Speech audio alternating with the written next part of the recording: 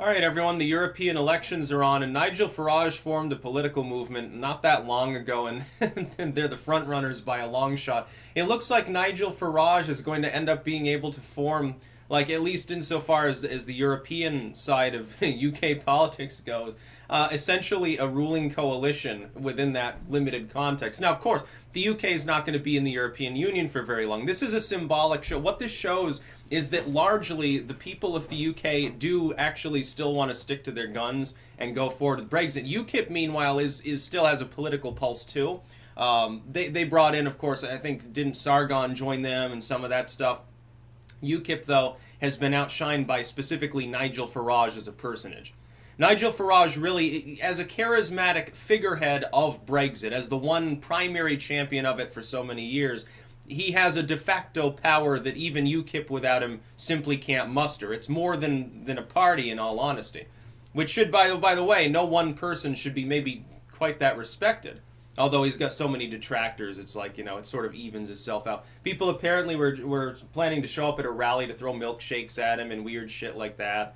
It's like I think the police got involved. That wasn't that yesterday. I think like the McDonald's was banned from selling milkshakes. Can you imagine a more dystopian political system? You got this country where the police have to come and tell local businesses they can't sell a food product because of their political situation. What the fuck is going on over there in the UK or in Europe at large? But essentially, his party has no manifesto. All it is one platform. We're going forward with Brexit. We're the Brexit party, and that's basically it.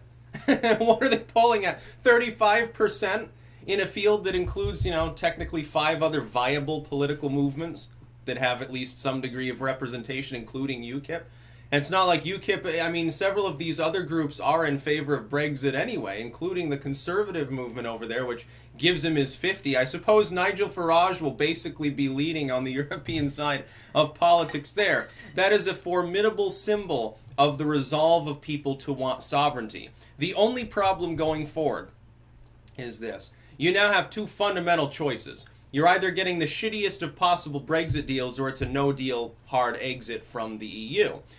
Theresa May, of course, never intended when she was a Remainer. She was never a Brexiteer. She never intended in good faith to go forward and try to execute a good deal for the UK that would be on tolerable terms because she doesn't want a Brexit. So there were only 2 options. Either stave off Brexit officially long enough for the people to totally reverse course, not want it anymore and beg to get back in the EU, or to crash and burn the ship with no survivors, so to speak, in hopes that people eventually petition to rejoin. Because Theresa May, her paychecks, her money comes more from outside of the UK, from within, I'm sure. That's the way that most of the politicians of Western Europe work, and there's really the problem. See, they don't care about your local economy. They literally don't care about their own native citizenry because they don't feel any national loyalty.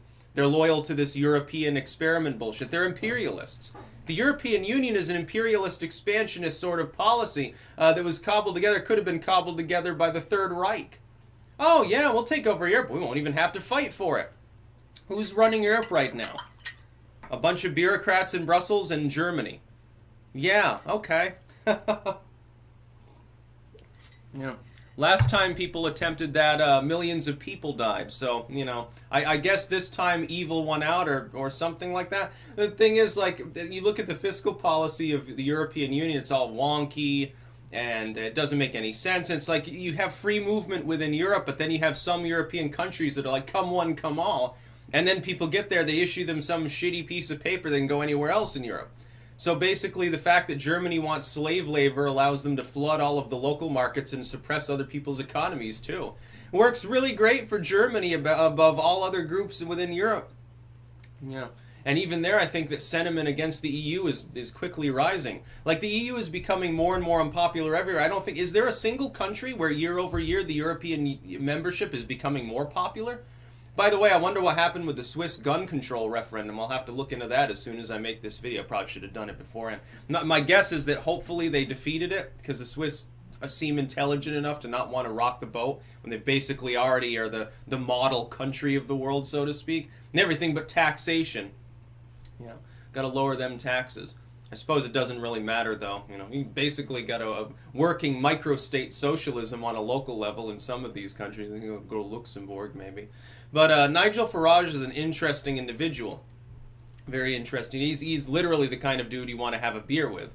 Can you imagine when he gets totally liquored up, the weird, like, off-the-wall shit he must say, too? He's sort of a party boy, too. He's sort of like one of the good old dudes, just drinks and smokes and says says fuck probably a lot. I like him. It's funny, the best moment in the UK's political history in modern times was really the day after Brexit when Nigel Farage showed up, because wasn't he an MP or something at the time? Or whatever you call them, the people that go to Brussels and have to sit there and pretend to care about their own people. And hearing him say good morning, and everyone else looked hungover, and he's riding high at the moment. He ends up leaving UKIP, forming his own party, and now, words cannot express how funny UK politics have become. From the outside looking in, from this side of the pond, with our kind of straightforward system, albeit one that is totally corrupt too. Your political system is so odd and convoluted sometimes. Like UKIP getting 20-30% of the vote in a lot of districts over there in the UK, and yet they have literally zero representation at the time. That was funny. Or when a Scottish nationalist movement that nonetheless is far left rises up and takes over half of your country, basically. That was interesting too, because mostly Americans think of nationalism and they think of the far right, and so it's very interesting. Or when we were looking at Le Pen, same thing. She's basically a commie economically. Nationalistic communism, she's like a Nazbol or something like that. Crazy shit. Nigel Farage, it looks like he's going to win the day. And they've been rising, the Brexit party has been rising steadily.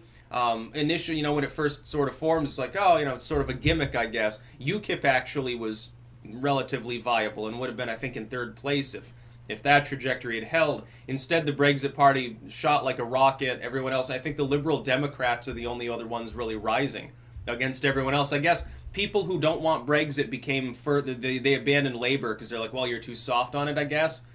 And they became Liberal Democrats, which are like the further left alternative to Labour. Like Labour is sort of like the UK's equivalent of our Democratic Party. The Republicans here would be kind of like the Conservatives or UKIP in some ways.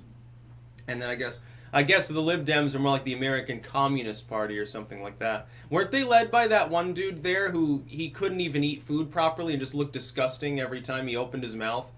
And he just, he acted weird and sort of shifty and shit. I can't remember his name. What was the name of that liberal Democrat? And I think that he does, news or something now. Didn't he come over here to advise or something? Or to get appointed to some political post? I can't remember. I can't remember these people. Was it Miliband was his name? Or was it, I might be thinking of someone else. I don't know. These people all run together, these boring, jaded globalists. Nigel Farage is the only one that stands out. Him and Theresa May for being so provably inept and or horrifically corrupt. That's basically what you got. So the Brexit party is going to win. And it's going to be hilarious. There was I think The Guardian the other day had a news story. Why isn't Labour even trying to win?